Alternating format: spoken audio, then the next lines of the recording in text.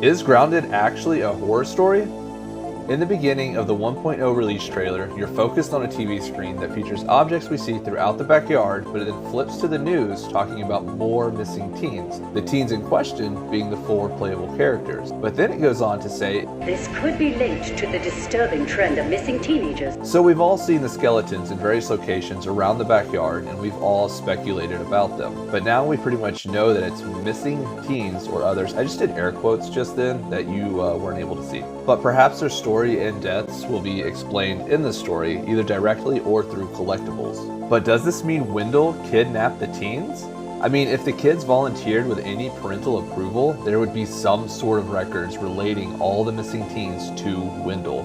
But there are no implications of Wendell being investigated or anyone being investigated in the news broadcast. Also, in the last Omnet log, it's obvious that the science division no longer supports Tully's shrinking experiments after the machine's failure, so he probably wouldn't get any approval by the higher-ups for testing his machine's shrinking ability on teenagers. So my theory is simply this: Wendell is the big bad in Grounded. After the embarrassing failure during the spacer demonstration, Omnet Practical Technologies relocated Wendell Tully to their common household cleaning supplies division. And let's be real, that kind of demotion would hurt anybody. But Wendell secretly rebooted the spacer program in his basement. He's had past successes, so he knew where to go from there. He built a mini empire.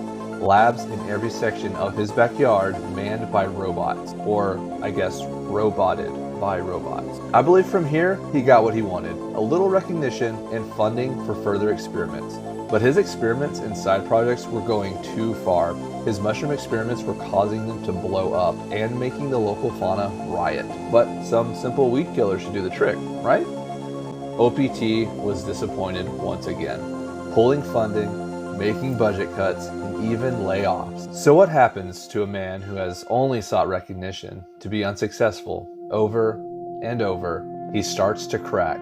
He has an entire world at his fingertips with no one to show it to, nor appreciate what he's done.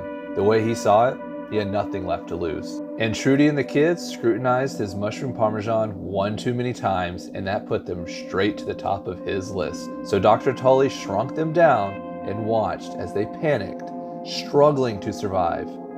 One by one, they met their fate. But it wasn't enough for him. The thrill of the hunt was beginning to take over. He needed more. So how about a picnic in the backyard for the neighborhood kids? There will be plenty of food, plenty of drinks, and maybe some tabletop games for you to be a part of. First round of kids was a little messy. They fought back the best they could, slinging trash around the entire yard. So for the second round, he knew it would be much easier if they weren't awake. So I think he kidnaps these kids and shrinks them down while they're sleeping or knocked out, because when you start the game, the characters seem to be unaware of where they are or how they got there. Although I must say, they take being unwillingly shrunk down to the size of an ant really well.